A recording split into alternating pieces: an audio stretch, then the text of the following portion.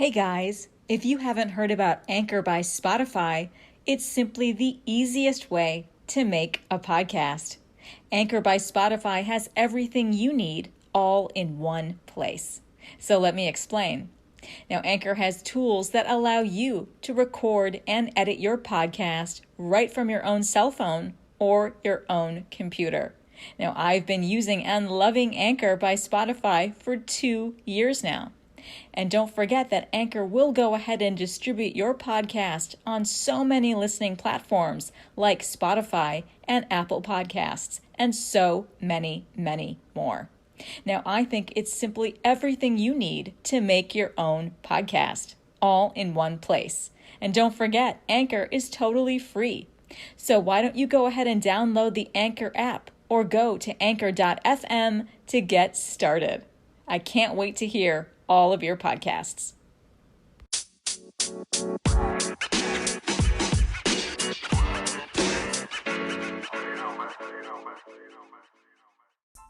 All right, guys, it's a brand new year and a brand new season for my little podcast. So welcome back to all my listeners. And if it's your first time finding me, that's fine. It is a brand new season.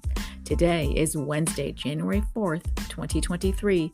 My name is Sonal Patel, and this is the Paint the Medical Picture podcast series. So I hope everyone had a great New Year's Eve celebrating, and I definitely hope everybody stayed safe as well and stayed off those highways. Now, it's a new year, and I do hope that 2023 allows for more forgiveness, much more kindness, tons more creativity, more collaboration, and much more prosperity and good health and happiness everywhere. Now, all right, you guys, I wanted to start the year off with a big bang, and I fully support education and teaching, as many of you guys know. I always have, and I always will. And you know what? My professional goals in this new year of 2023 include developing more education through writing and publications and speaking engagements that I have lined up. So, I wanted to feature an interview that I was invited to with my very good friend, Betty Hovey, just a few weeks ago on her show called Healthcare Happenings. So I think you all should remember the fabulous Betty Hovey, who was featured on my podcast back in season 6. So I just wanted to put the spotlight out and share it on my platform here as well, because I thought it was a really great conversation, interview, talking points that she and I shared on the importance of continuing education. So basically, the entire conversation we had is not only newsworthy for my podcast, but it's also filled with Trusty tips from start to finish in her healthcare happenings as well. So I decided to repurpose that conversation and put it on my podcast as well. So the entire thing, it's about an hour. It's a wonderful conversation, and it features the importance that we all need, especially in 2023, for continuing education. The ins and out of it, how do we get it, why do we need it, the significance of continuing education. So very important for all of us in this space, the medical coding professionals, the medical billing professionals, the medical auditing professionals, and of course, all of the medical compliance professionals as well. And then, of course, to start off season 8's Spark, I'm going to go ahead and round out today's episode with a remarkable quote on creativity by Albert Einstein. Now, you guys know, if you checked me out on LinkedIn, I'm all about compliance and protecting our physicians and our valued healthcare professionals when it comes to the business of medicine. I hope this week with me brings you enough to take back to your organizations, to want to dive in deeper, to use my tips and best practices to ensure success. I hope this podcast will help you boost the quality of documentation capture and improve coding accuracy as you help your providers paint the medical picture. If you like what you're hearing, please go ahead and hit that subscribe button now so you don't miss another episode. Please write in a review and kindly drop me a 5-star rating on Apple Podcasts or wherever you listen to my podcast. I'd really love your support. And as always, a friendly disclaimer. Remember, I'm bringing you the news, current healthcare industry news my compliance tips and my recommendations based on my over 12 years of experience in front office, in back end, in coding, and in billing for multi-specialty physicians, in compliance, and in auditing for both E&M and surgical operative reports. These are my opinions alone and are not to be construed as legal advice. So let's get into today's Newsworthy and my trusty tips, where I'm featured on my good friend Betty Hovey's Healthcare Happenings, number 25, on continuing education. I hope you guys enjoy.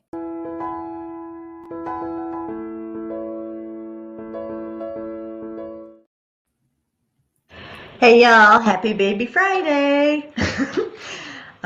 We are back for our next session of Healthcare Happenings.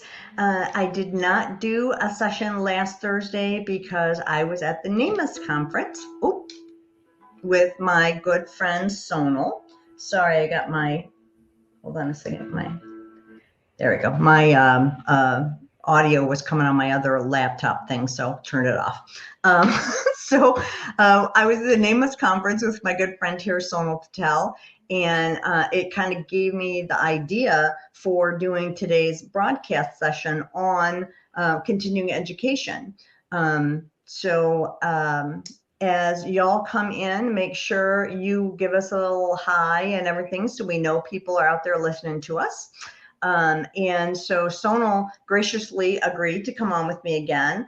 Y'all probably remember Sonal was on with me few months back with a group when we were doing stuff on networking, right, Sonal? That's right. Hey, Betty. So good to see you, my friend. You too. I was going to tell you, I see you in your nice little sweater and everything. It got cold here. It was like, I think it's only like 70 right now. So, and I just have to rub it in a little bit. Yes. Oh my God. I would take that 70 in a heartbeat. I love it. Oh my goodness. I was like looking for my sweater. So, we see Lamontica is on saying, hey, ladies. So, hey, Lamontica, and Edmundo Gonzalez is on. Hi, pleasure to have you on. Glad people are starting to trickle in. And there's my friend Lady. We love our lady. I love her. How are ya? Hope you're doing well. To give you, for those of y'all that are not familiar with Sonal, which I can't imagine there are too many, but Sonal is a multi-specialty healthcare consultant in coding, auditing, compliance. She's been in the industry for over 12 years, right, Sonal? That's right. And she began a secondary career, as she's switching in the healthcare profession, as a lot of us do, into being a medical biller, and then started to advance now to where she is today, working with hospital centers and attorneys and helping physicians and practices, certified under multiple different organizations like AAPC, PMI, and AMBA, right? Are you certified with AMBA or just a member? I'm a member. I love AMBA. Okay. Same with NAMUS. We're both members of NAMUS, another really great organization for auditing specialists. Yep. So we're seeing more people. I just wanted to put this up here, Sonal. So lady is like, who does not know Sonal Patel? Oh my goodness, you guys are so sweet. So sweet. And Sonal also has a podcast called Paint the Medical Picture, which y'all should check out. I love listening to the podcast. And coming to the end of the year, I know y'all get all your like facts and figures and all that kind of stuff. And you are ranking up there pretty high with a lot of the categories with your podcast, right? I am. I love my little podcast, right? This is the second year. It just brings me a lot of joy, right? To give back to the community. That was my original goal when I developed the concept for it, right? back in the day, I was new to podcasting, and big shout out to Brian Quee. I'm sure he's not on today, but he was the one who really pushed me to go ahead and start my own little podcast. Yeah, so the numbers are pretty phenomenal. I'm in the top 3 of the medical billing and coding podcast genre. So that's pretty good for being in my second year. And I just love that people tune in, send me questions, and I just love what I do. So the more support I get, the more followers I can keep doing this, right?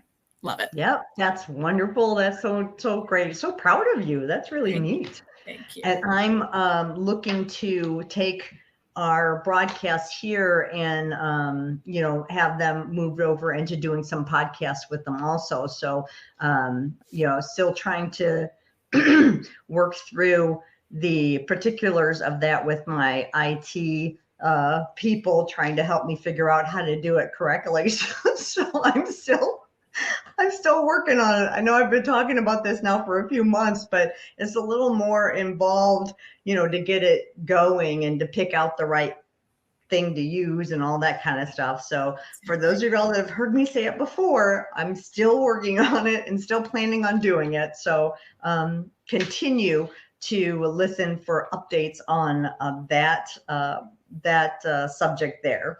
But today's subject, we have, Haley is on. Hi, Haley.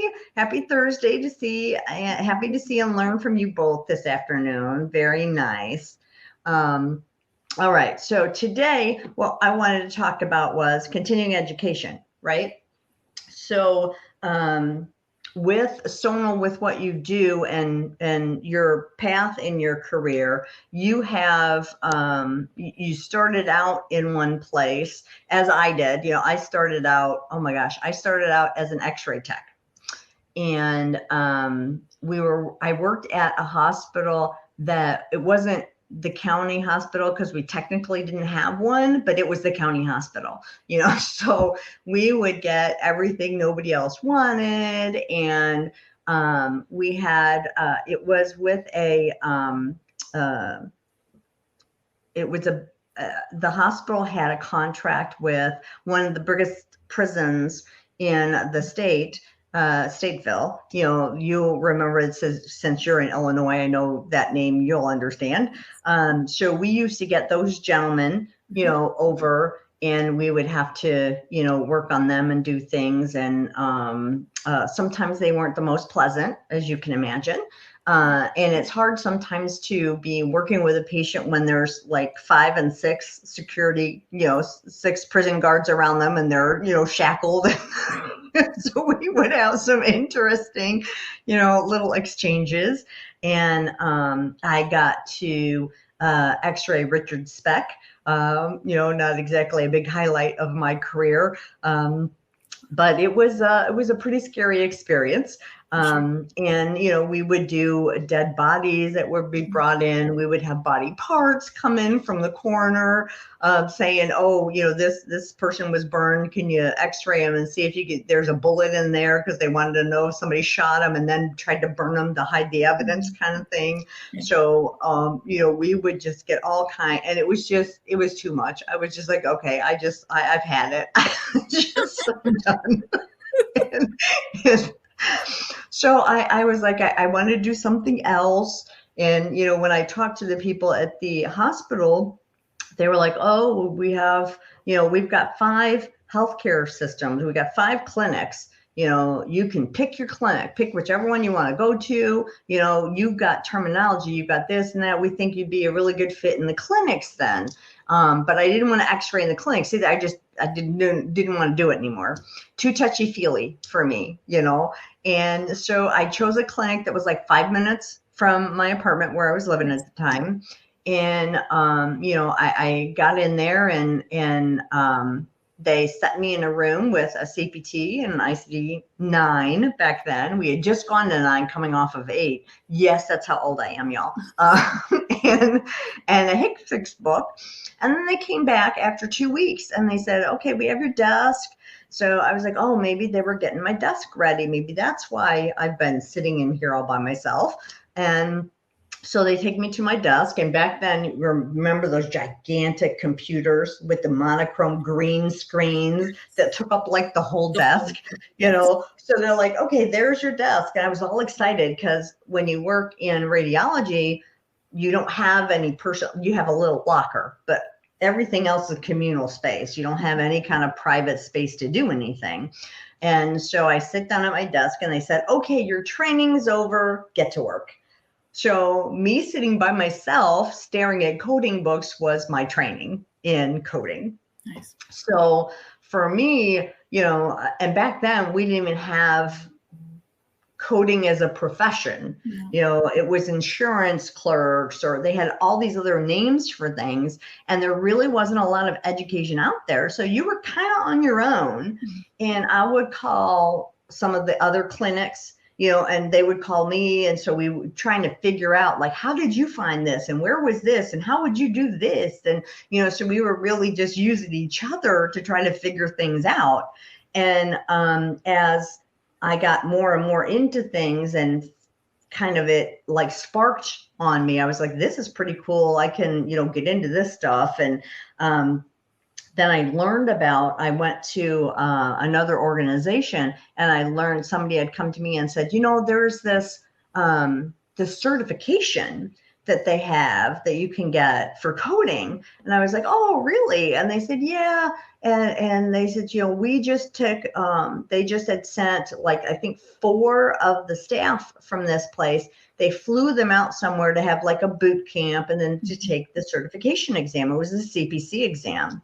And this was back in the early 80s.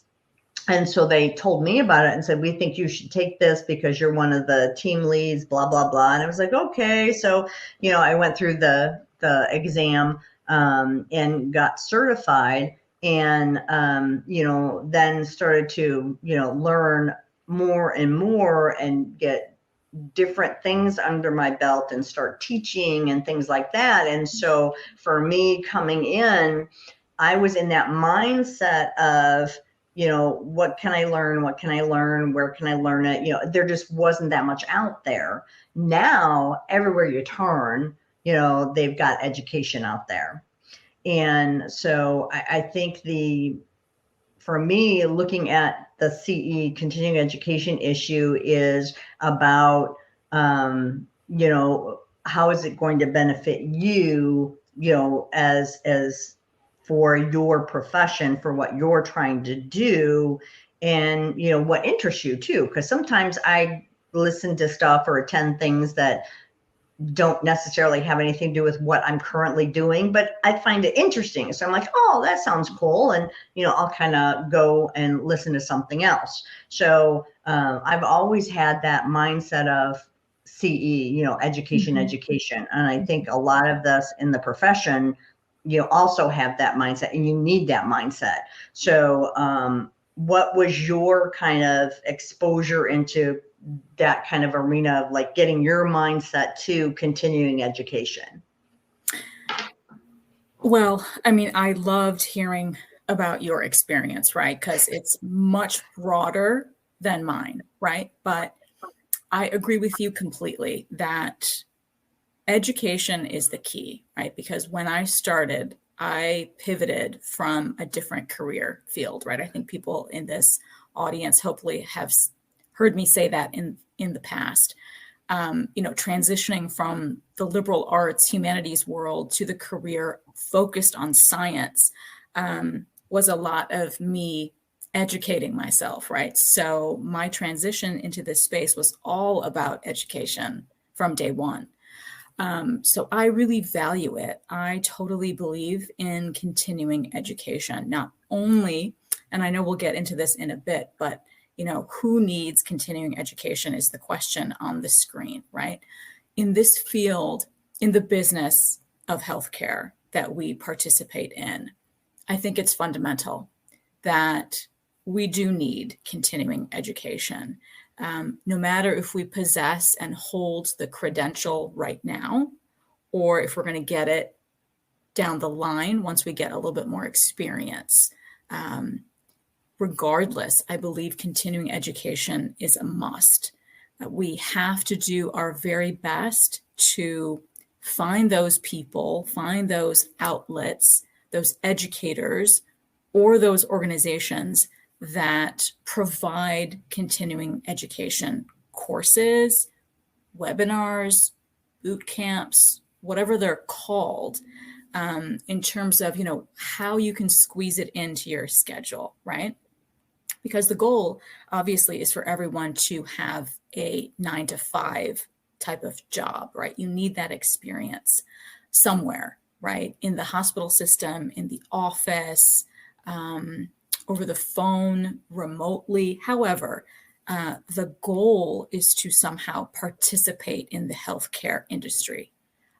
Start somewhere, right? I fantasized about the hospital system, right? I had that really naive dream in the very, very beginning that, I'm going to just apply to 1 million hospitals and I'm going to get that job, right? Very naive, even though, again, I was in my second career, much older, but I was still naive, thinking that I could just do it, right? No, it didn't happen that way. I didn't go work in the hospital system like I wanted to, simply because it was right there outside my door. I had like 15 brilliant hospitals in Houston that I could choose from, right? But I was new in the industry, so it didn't happen, right? So I started my career as a biller, but even that, it took a lot of legwork. Like I applied, picked up the phone, and finally this one organization took a chance on me, right? And I just worked really hard and continued the education even while I was working there.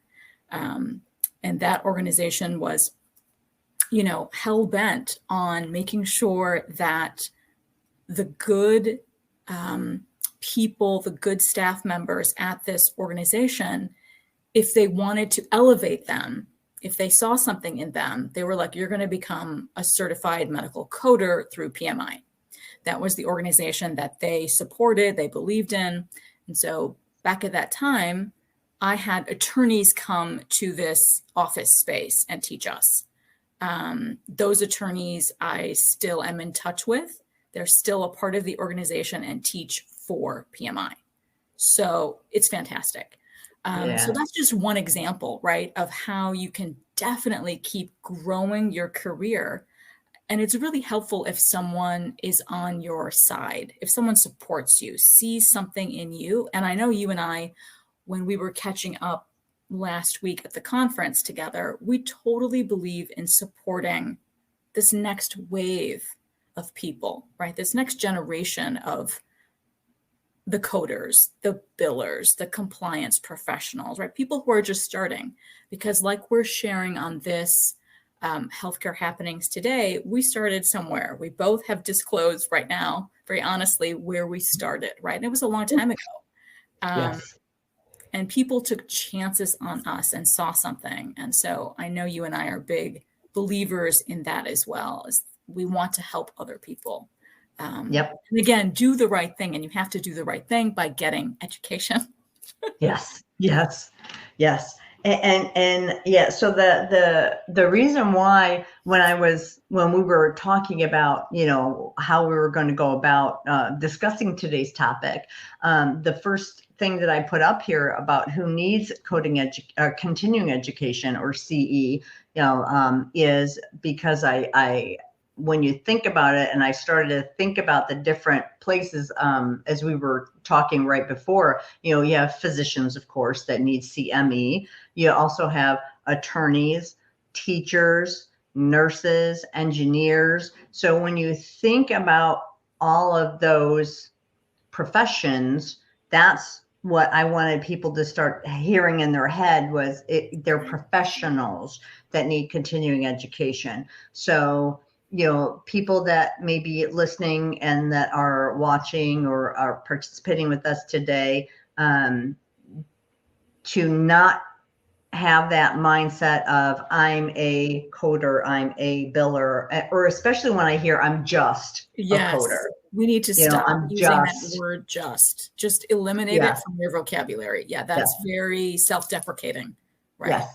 Yeah. That you are a healthcare professional. And so that's when I discuss the positions and this this profession. That is how I put it out now. And I also, when I talk about coding, I talk about coding professionals and not coders. I always try to kind of tag in there the profession, to get that profession and professional thing out there, so that, even people that are within that profession, I think need to hear it more, to get that mindset in there that, you're a professional, you're a healthcare professional. And as such, continuing education is necessary for you to, stay on top of regulations that change every year, if not more often. CMS changes their mind every time they pull out a Kleenex to blow their nose. It's always, we got new CBT codes coming out. We have new ICD-10 codes every year. And so you can't be in what we do on the coding, billing, auditing side of this profession and not be looking to have continuing education. I mean, if you don't, you're going to get rolled over. And it's like walking in. I've been in offices. I went into a practice once, I swear, Sonal, I go into this practice once, and I have, back then, before you had all the electronic gizmos and stuff, you had to actually carry your books with you. So I have my CBT book, and I can't remember what year it was, let's say 2015, so I'm sitting with my CPT. I get my CBT book out, and I notice, and back then they used to change the color of the cover every year. And I noticed that theirs weren't the same color as mine, which is what shot my eye interest first. And I said, do y'all have this year's CPT book? Do you have current coding billing material? Because now this was like in June, so it's not like it was January and they said, oh, we were just waiting for it or something. No, they well should have had their stuff. And she says, no, doctor doesn't, he doesn't think that, having those books every year is necessary, that we can just like write in the old ones if there was any changes and cross out the codes that aren't valid anymore. And so I said, oh, what year is they had that CPT book for 5 years, and there was markings all over it. They were crossing stuff out and highlighting stuff and writing a whole new, it was a mess. And what they did, I can't remember their specialty, but there had been a lot of changes and they had no clue. And that's one of the reasons why they were having so many issues. And I felt so bad for them. I gave them my CPT book when I left. I was like, I'll buy a new one. I'm like, here, I was like, so they were just clueless because they weren't getting continuing education on what those things were and what even just basic changes were. So, as a professional, you need whatever the correct tools are, which means current coding books, in order to do your job properly. So, that just off the bat is like a form to me of continuing education, because you read through and see what all the new codes are, or get the CPT changes, the Insider's Review book. That's a great book for those of y'all, if you haven't ever had it, or if you don't attend CPT Symposium. I really like their changes book. It's not real big and fat. It just has the changes in it, but it also gives like scenarios and different things with it. So it's a really good companion book to get with the CPT book, to where it might help explain some of the like stickier kind of things that if you just look at the code, you're kind of going, I'm not exactly sure what that means, So things like that is a form of continuing education. It doesn't have to be a webinar or a boot camp or there's many different kinds of continuing education that you can get. So do you have, before we go on to other things, and I look at anything that people have been putting in here, that any other comments that you have on this about needing that continuing education? Yeah, I can piggyback off of what you just said. It's a must. right? And I think things have changed, in my opinion, from our days back in the early 2000s. I agree with you. Practices were not interested in compliance just a few years ago, right? They didn't understand. And I agree with you. I've seen practices, I was a part of practices that only had that one very old CPT code book that There were 10 people 25 sharing it. people had to share. However, that one CPT book that they all had to share was outdated, right? And those 25 professionals were busy chicken scratching in their ortho section, in their cardio section, again and again, making their changes, right? And highlighting and scratching out and tabbing. And it was just a cluttered mess. You couldn't decipher it. You couldn't understand what code was current then in 2018 if their book was from 2012, right? It was, it's the horror stories, absolutely. So I think a very good thing has turned, right? A lot of people now do invest, the smaller practices do invest in current coding books, right? Yes. Hypothetically, sure, they can only afford one, but at least it's current for their staff. Yes. So I do like that. I would hope that these professionals could also go out, hopefully on their own, and purchase their own CPT coding book if they're not supported by their organization. Because like I said, and as we know from AHIMA and the AAPC, we're instructed, right, to go ahead and mark up those coding books on our own, to tab it up, to highlight it, to make it our own, right? And we can really only do that if the book is ours. Because like I said, if we're sharing it and doing all of that work simultaneously, it's very tricky to understand whose note is what and what's applicable to you.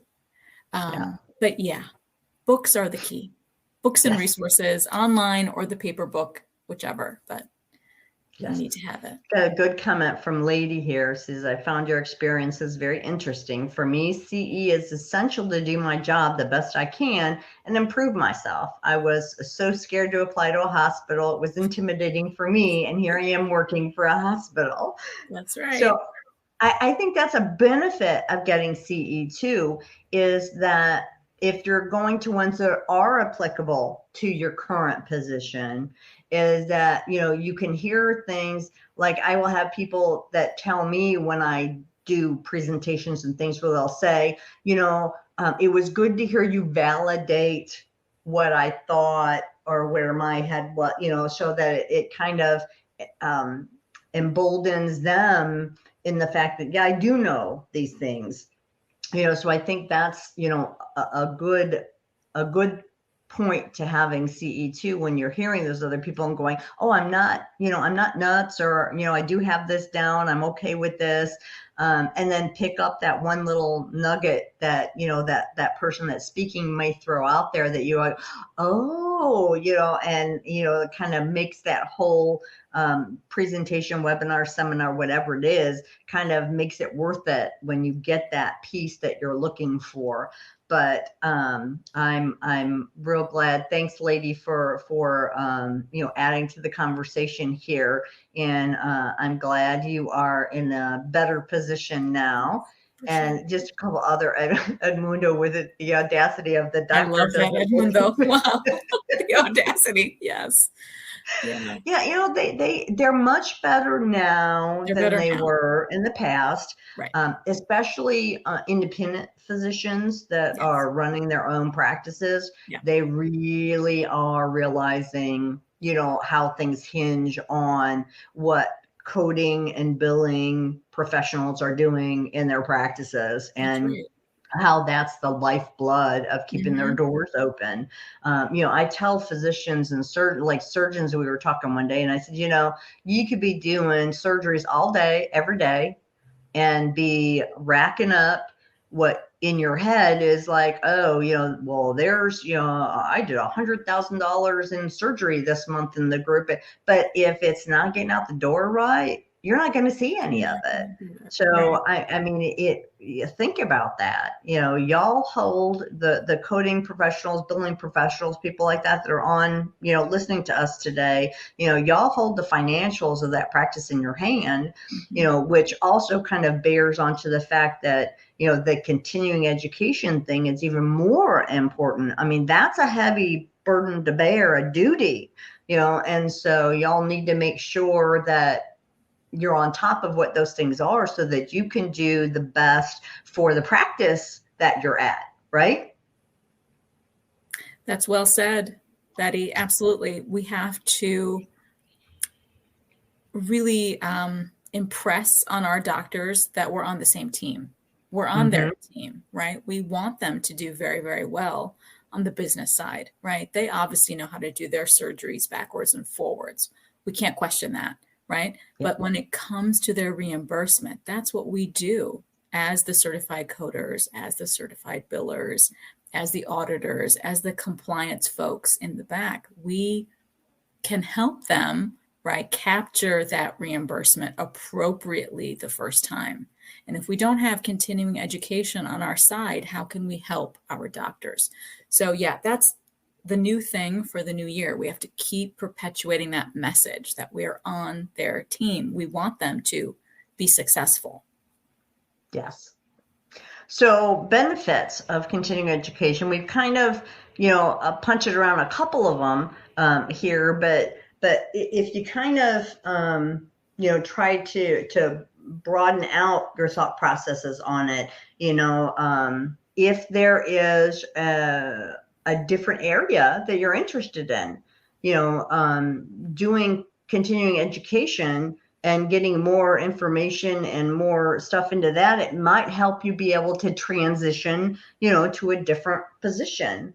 It may help you get an increase in your salary if you're saying, well, I've gone to, these different conference, like the conference we were just at, that these are the things that I learned. And one of the things an idea that just came to me, I hear a lot from people that nowadays, again, back in the day, it was just like, oh, hey, I want to go to that. And it was like, okay, and then they'd send like a group of us, or, it was not unheard of, and it was not, a big deal. It was all the things that you wanted to do. They were very supportive of that. But, as years have come in now, I hear from people that it's more of, well, that's what you need to do, so you have to pay for that, or it's not in the budget anymore, or maybe they get to pick one thing a year, or if it's not from this specialty that you're working in, and you want to go to it, well, you have to pay for it then because it doesn't benefit the practice, kind of thing. So one of the things that I suggest to people, if you're in one of those kind of places, because everybody's budgets are smaller these days, there's no doubt about that, is that if I went to, if they sent me to something, what I would do is every day I would make my own little kind of like a recap note to myself, or if there was a session that was really pertaining to the position I was holding, I would get more detail in on it, but then I would put a little PowerPoint together, not anything really, big to do, and then I would come back, or if not a PowerPoint, at one of the places I was at, they just didn't have time they didn't want to see that kind of stuff, but I would do a write-up then. These are the things that I took away from the conference that you just sent me to that I attended, and then I listed benefits, to the practice for having been there, whether it was picking up some kind of additional revenue stream or something like that. And I would give them a report. And then it was like, oh, and then they got, this really is worth sending people to do these things. And then the next time there was something that I said, hey, I would like to, they were like, okay, here, so think of things like that to help get support of where you're at if they're currently not very separative of, sending people out for continuing education anymore. That's just something that came into my head that may be helpful to some of y'all. I'm not sure. But yeah, that's a great point.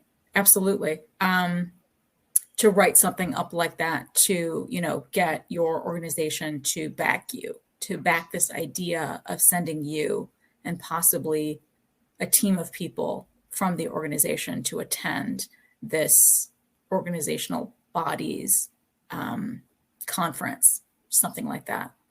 Yeah. Especially because some of those things are pricier, right? Because it's actually a conference for multiple days. So you really do want to get that support and backing from the organization. So if someone is crafty and can write up something really winning, right, a winning message to send my team of, XYZ coders to this amazing conference, we can bring you back so much more in return when we come back from this conference, and then perhaps even educate the rest of the staff who didn't get to go, tell you about what we all learned and how we can implement it in the next quarter, in the next year, whatever, right? So that's a great point. That's a great benefit of continuing education.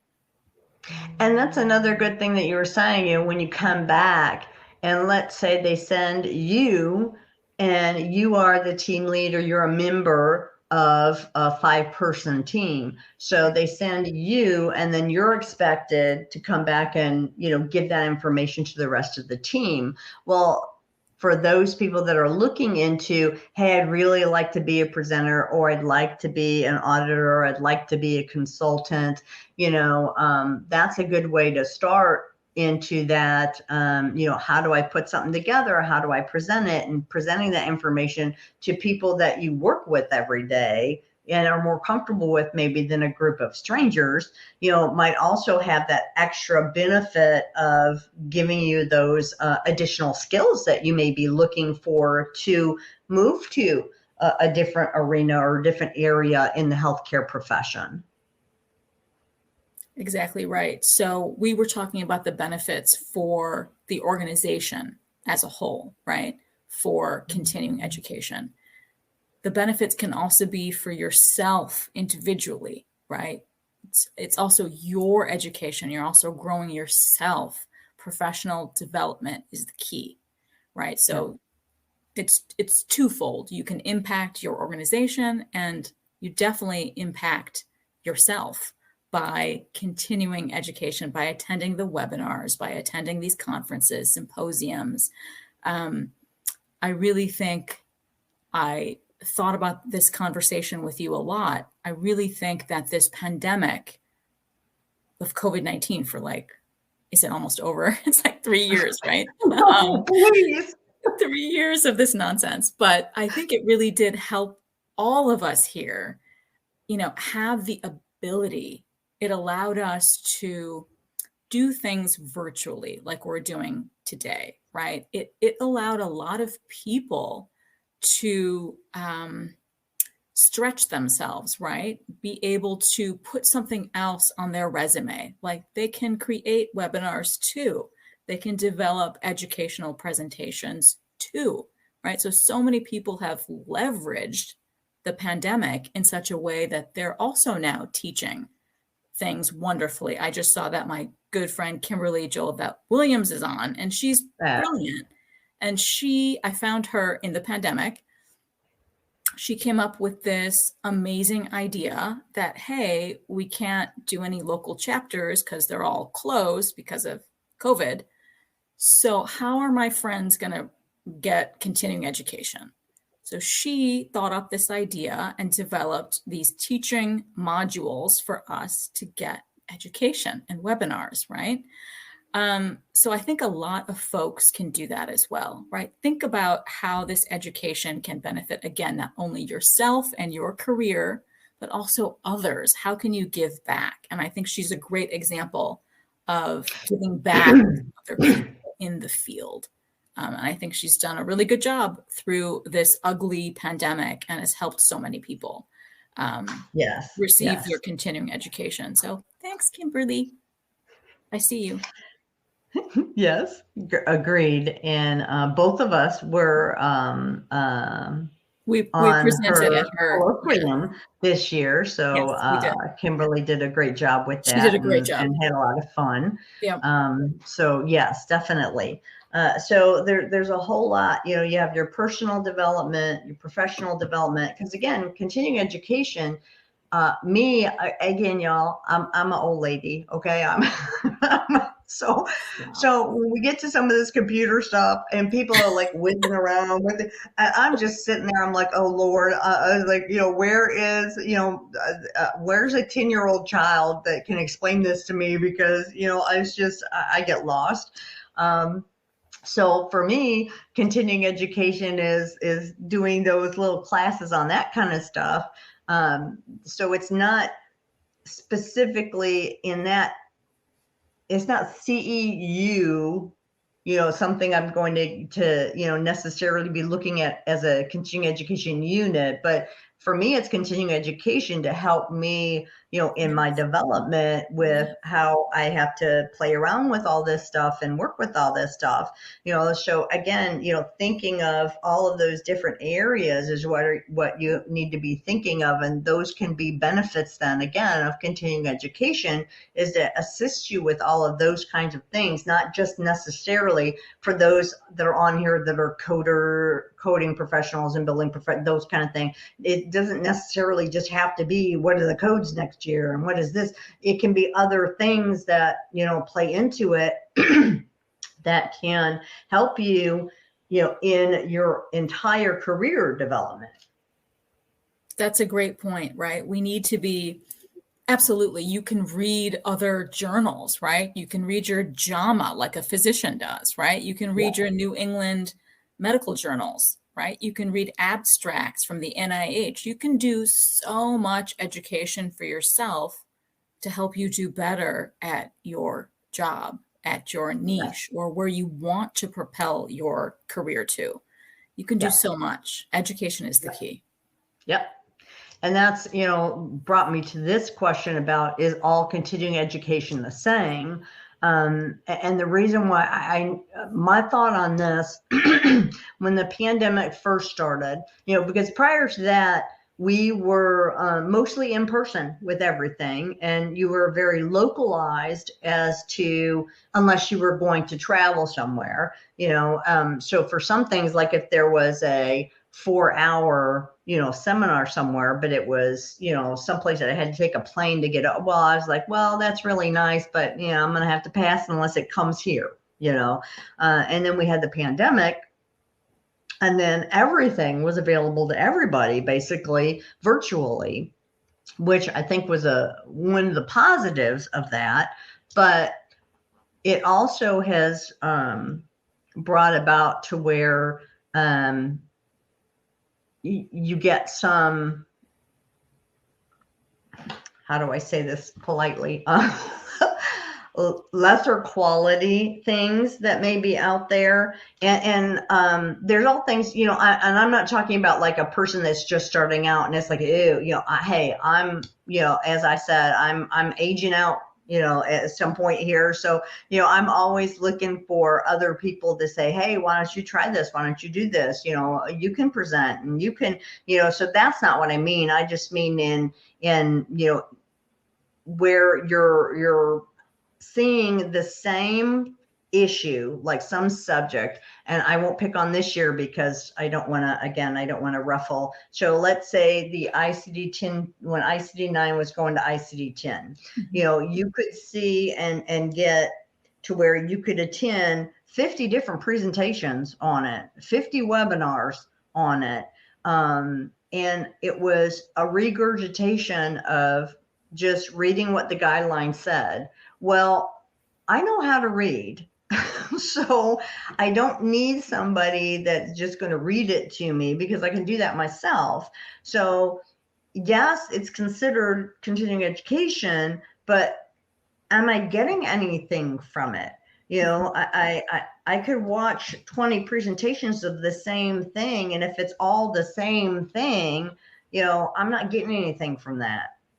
What, I need something that they're going to explain something to me or give examples to me. And I think sometimes that's the downfall with some of these 1 hour webinars. I think they're great for really super specific things, but if it's a broad topic, they have to be very broad because they can't cover it in an hour, so sometimes with those, there's not a lot of examples, there's not a lot of specific things that can be given because there's just not enough time.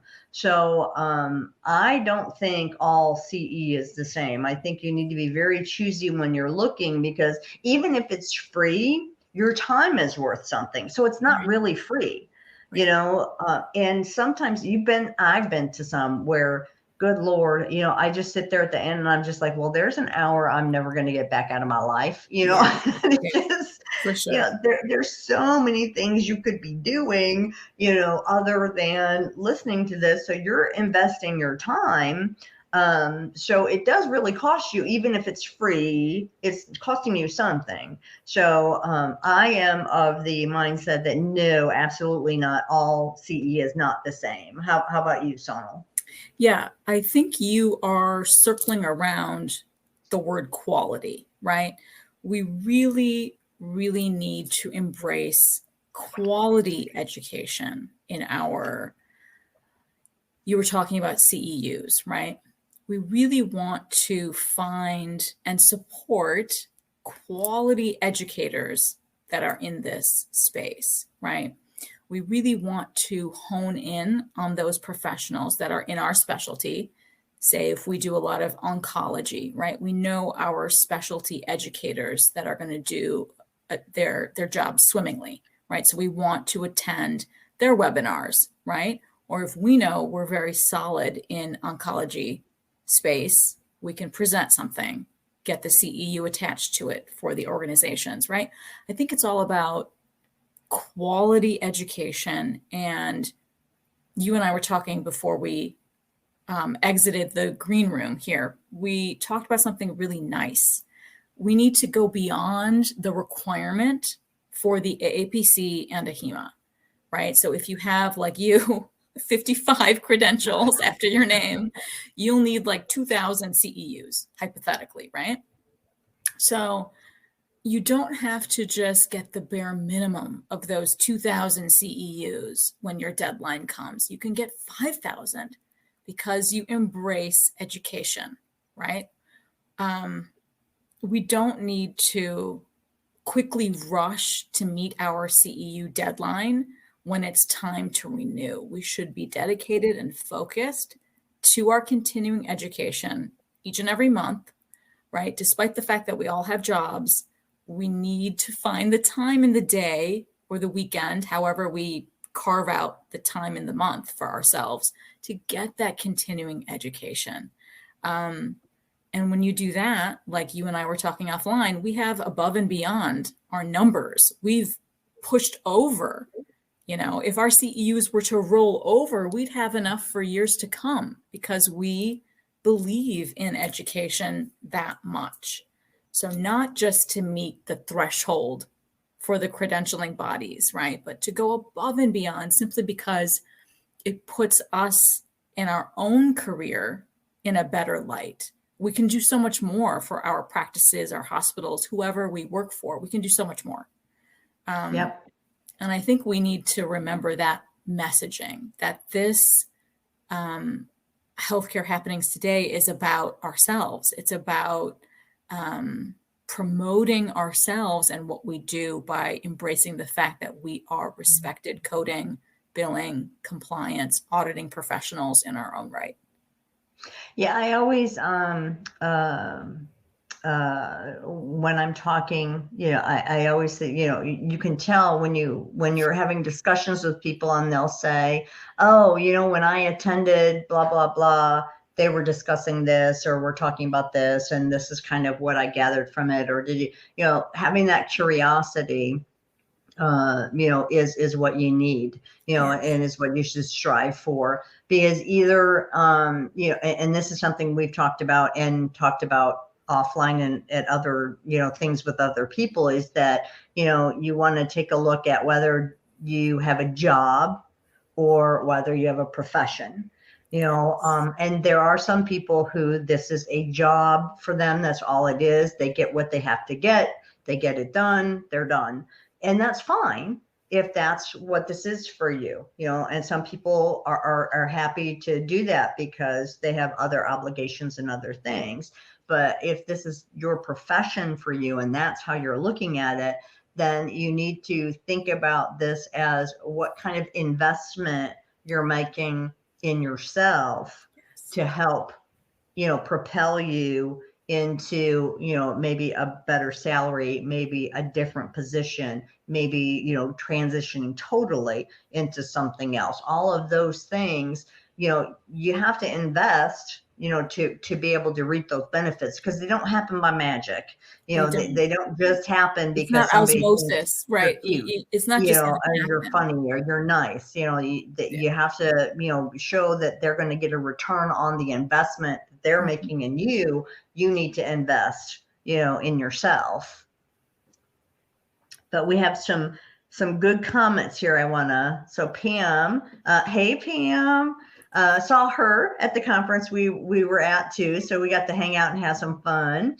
That's another good thing too. When you do go externally to continuing education kind of things, like the conference, we're networking and having dinners and catching up and seeing people and having a good time. So Pam said that it was a great point about the education being ours that you had made, Sonal. I feel there are many of us who won't attend paid education events if their employer won't pay for it. But when we take ownership of the value to ourselves and our career, we win. And that's a fabulous point. Fabulous. Yeah. So just thank you for that, Pam. And I liked her other, not all education has meat. When we were talking about it, is it all the same? That's very true. There's a lot of stuff that could be fluffy out there, and we don't need the fluff. We need the meat. We need the meat in the sandwich, as my grandma used to say. And then Lady says she thinks that's a strong point, and sometimes we only want to attend free webinars just to collect CEUs, like we were saying. When I attend a paid webinar, I'm looking for education, and I don't really think about CEUs.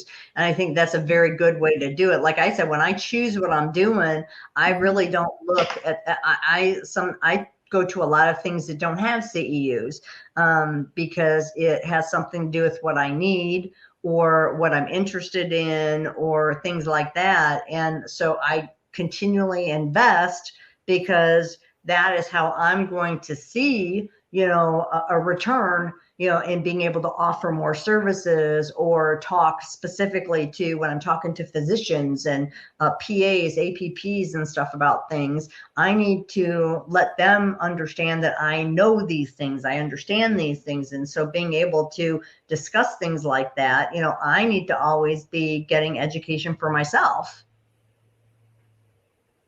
And here's Kimberly, professional advancement. Yes, exactly, for ourselves.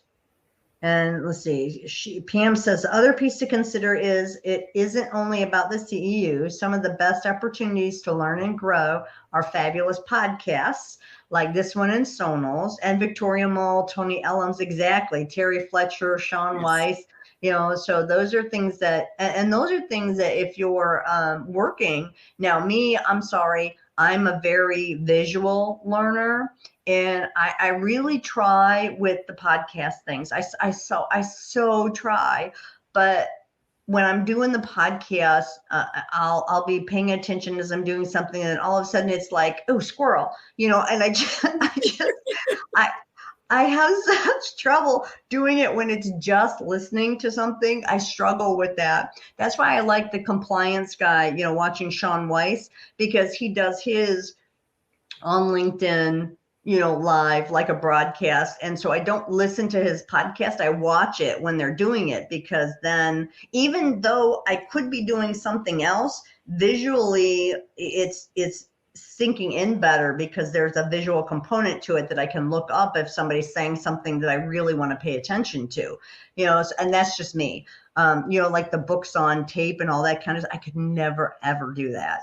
But I listen to yours. I listen to Terry's, I will listen to specific subject things and make sure that I try to be well fed and, and then just sit there. And I actually watch the little ticker as it goes across when your podcasts are going. That's how it helps me pay attention, is I actually watch the little seconds thing move, because then it's something visual for me that I can pay attention to. And I know that's kind of weird, but that's my thing. But that's how I still get something out of it, So there's my true confession for this session, I love it. I love it. So we have Kamala, the education doesn't just benefit your current employer, but future employers as well, which again, ultimately is an investment in yourself. Exactly. Yeah. And then Kimberly, again, that we're a lifetime learners. In our field, that is definitely true, right? That's a true statement. So wrapping us up here with, and I think we've been, talking about this all the way through, but just pointers, if you have some specifics, that what you look for when considering a continuing education thing, because I kind of have gone on about me with, either something that's pertaining to what I'm doing, what I want to do, or just basically something that I'm interested in. I look for reputable places where I've already heard their speakers before, and I know who they are, things like that, and I look at their agendas, and when they send those little things out that say, hey, come to see I want to look and see what the points are that they say they're going to teach me. What are the objectives? If you don't have objectives, I really don't want to pay attention too much to it. When I'm looking for like those in-depth kind of things, podcasts and things like that are a little bit different, but for those, we put out what we're going to be talking about. So with that, we kind of put objectives on those too. But what about you, Sonal? Absolutely. No, that's exactly what we should be looking for continuing education, right? Is it coming from reputable sources, right? So obviously our credentialing bodies are a must. We have to go to their sites and see what they have in the lineup for the next months ahead, right? We want to be looking at our trusted resources. Are they publishing anything? Are they doing podcasts? Are they doing the webinars? Are they doing symposiums? Are they doing boot camps? Those are all trusted resources, right? Their voices are loud and clear, and we trust them. So those are folks that I want to be a part of for my continuing education. And then, like I had mentioned before, it's not always about the CEU necessarily that's attached to it, right? So if you're trying to broaden yourself and you don't have that credential in some specialty, right, but you're intrigued, you should be attending some sort of a webinar on that specialty, right? For continuing education, you might not necessarily get anything other than the education for yourself, which is huge. That's what it's about, right? So it's not anything per se because you don't have that credential, whatever. That's not the point. The point is you want to grow and elevate yourself to become a specialist in that particular field. So go ahead and attend it. If their objectives pique your curiosity and you know that's the next step you would like to take in your career. And then, like I said before, education in terms of reading everything, right? You should have your list of favorite magazines and journals in your web feed. If you don't already get their news alerts, their newsletters coming to your email feeds, right? You should be a part of Becker's Hospital. You should be a part of the medical economics. You should be a part of the AMA. You should be a part of all of these things. Your Macs that are local to you, if not all of them. Why not get all the Macs in your emails? That's fine too. I get a whole bunch of them. Yeah.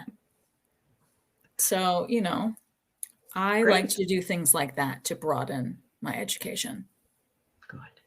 And so I just want to, Yes. I added your stuff you. inside the LinkedIn, that your profile for LinkedIn. And then I also re-put in the name of your podcast here, Paint the Medical Picture. And people can find that on like anything, right? Apple, Anything, Apple, whatever, and Spotify, Spotify. Google, Amazon. It's everywhere.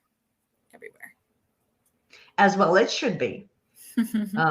And I put your LinkedIn profile in there too. So if people want to go onto LinkedIn and connect with you and follow you, follow me. Yes. things like that, that would be, I'm sure, appreciated. Sonal's always got good stuff out there, and she does her Friday funnies where she puts little cartoons up. I love those cartoons. So, so every once in a while I share some with her and say, maybe you want to try this one. So maybe you want this one. Yep. I love them.